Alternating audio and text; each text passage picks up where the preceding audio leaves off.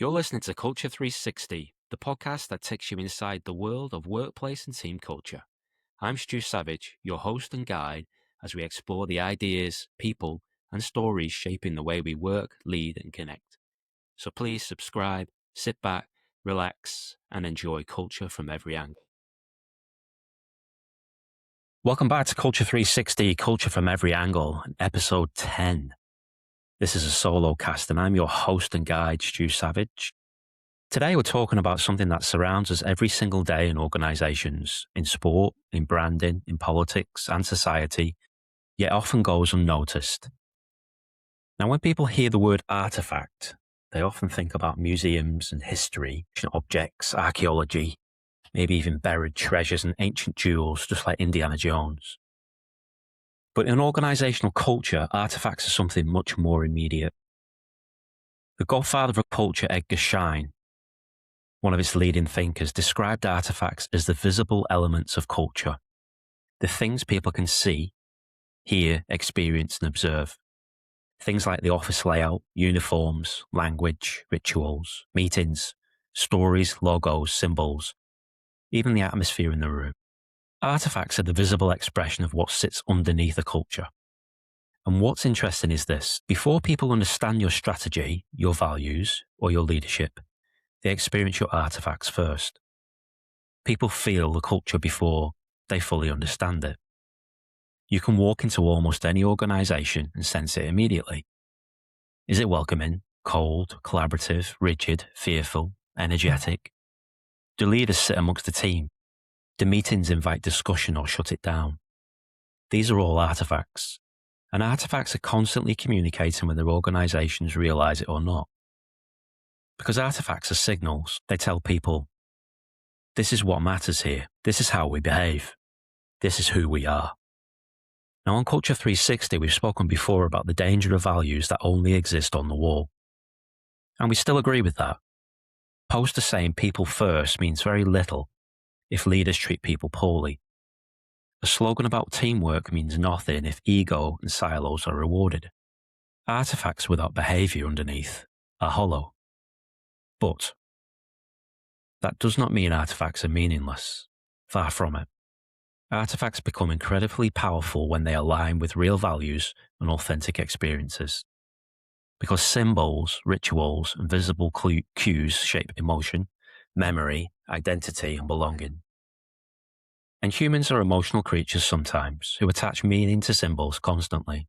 In fact, there's an entire field dedicated to this called Semiotics, the study of signs, symbols, and meaning. Because symbols are never just visual, they trigger emotions, they evoke memories, associations, beliefs, and experiences. A flag, a political symbol, a sports badge, a military crest, a company logo, a uniform. All of these can create emotional responses within seconds. Sometimes positive, love, pride, belonging, respect, and loyalty. And sometimes deeply negative, fear, distrust, disdain, anger, even hatred. That's the power of symbols. Over time, they stop being just objects. They become triggers connected to identity and experience. That's why people tattoo sports logos on their bodies, or Iron Man tattoos on their calves. Why national flags can unite countries, it's why uniforms command authority, and why certain brands create fierce loyalty. Because organisations, consciously or unconsciously, are constantly communicating through these symbols. Think about sport. Why do teams utilise lions and eagles and bulls and hawks or tigers on their badges and symbols? Because symbols communicate traits instantly. The lion represents courage and dominance. The eagle represents power, vision, pride, and authority. Bulls represent aggression and resilience. These symbols aren't accidental. They're chosen deliberately because organisations want people to feel something or remember something. Take the eagle. The Romans used the eagle as a military standard representing strength and imperial power. Centuries later, the eagle appeared in governments, military insignia, and eventually sport. The Nazis also adopted the eagle during World War II as a symbol of nationalism and authority. Yet today, the bald eagle is one of the most recognisable symbols of freedom and independence in the United States. The same animal, completely different meanings. And that's fascinating from a culture perspective, because symbols themselves don't automatically create meaning. People create meaning through history, stories, language, behaviour, and emotional association. And we still see birds heavily today in sport. Liverpool's liverbird, Tottenham's cockerel, Crystal Palace's eagle, Benfica's eagle, Lazio's eagle, and birds are throughout the NFL. And I experienced this firsthand when I visited both Benfica and Sporting Lisbon in 2025. On paper, both are giants of Portuguese football. Sporting Lisbon's produced Cristiano Ronaldo, Luis Figo, and Bruno Fernandes. But the experience of the two clubs felt completely different. Benfica's artefacts created a powerful sense of professionalism, pride, history, and identity. The stadium tour was immersive, the museum celebrated the club's story and Eusebio. The branding was consistent and everywhere. Even on arrival, they handed me a free scarf, instantly creating a sense of belonging and connection. Everything reinforced this club matters, this club is proud of who it is. Now compare that to Sporting Lisbon. The experience felt far less intentional. It was difficult to find the stadium tour where to go. A staff member stood outside smoking a cigarette on a break. The pitch had been ripped up for summer relaying. There was no museum. And despite Sporting's incredible football history, the visible experience communicated something very different. And that's an important lesson in culture. People judge culture through experience, not intention, not reputation, experience. And artifacts are often the first experience people have. Artifacts shape perception, and perception shapes belief, and this extends well beyond sport. Think about Volkswagen. For decades, Volkswagen built a reputation around reliability, durability, and quality of German engineering. Then came the iconic V-dub Beetle in the 60s. Its design became more than transport, it became identity, trust. People weren't just buying a car, they were buying what the brand represented. But then came the emissions scandal, and suddenly the behaviour underneath the brand no longer matched the image being projected. And almost overnight, trust was damaged globally. That's one of the biggest lessons in culture.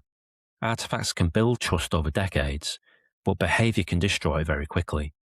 Because symbols create expectations, and culture is ultimately judged by whether the behaviour matches the story being told. Now here's the important part.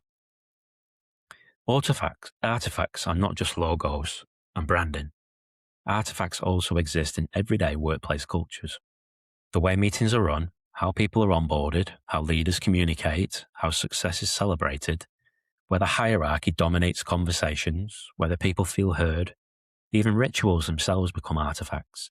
The Monday morning meeting, the team huddle, the annual awards night, the conference, the haka before an All Blacks test match. These rituals create community and they reinforce identity, because culture is built through repeated experiences. That's why artifacts matter so much. They help make culture visible. You can't physically see trust. You can't physically see values. You can't physically see belonging. But you can see the behaviours, the symbols, the rituals, the traditions, and the environment. Even the office layout tells a story. An open plan office may communicate collaboration. A large executive office may communicate hierarchy and power. Uniform tells these stories too. They communicate identity, professionalism, status, and belonging instantly. They say, you are part of this. And ultimately, that's the real point of artifacts. Artifacts are not the whole culture, but they are often the first clue. The logo, the ritual, the meeting, the badge, the stories, and the symbols. Together, they quietly teach people, this is how things work around here. And maybe that's the challenge I'll leave you with today. The next time you walk into a business, an organisation, a workplace, a sports club, a cafe, a stadium, or even somebody's home, pause for a moment and really look around. What are the artifacts telling you? What story is the environment communicating before a single word is spoken? Look at the artwork, look at the photos on the wall, the memorabilia, the layout, the uniforms, the colours, the trophies, the symbols, the books on the shelf, the family photos, the atmosphere, the energy. Because all these things communicate identity. They communicate values. They communicate what matters. Artifacts are everywhere. And once you start consciously noticing them, you realize just how much culture is constantly speaking to us, often without saying a word. So maybe the real takeaway from today is this. Don't just listen to what people or organizations say about themselves. Observe what their artifacts reveal, because culture leaves clues everywhere. Thanks for listening. This is Culture 360, culture from every angle. If you enjoyed the Culture 360 podcast, and like me, you geek out on leadership and organizational culture, then please smash a like, subscribe, and share the podcast. Also, if you have any feedback or ideas, or you'd like to get in touch, then please connect with the Culture Room at thecultureroom.co.nz or on our various social media platforms. Thanks for listening.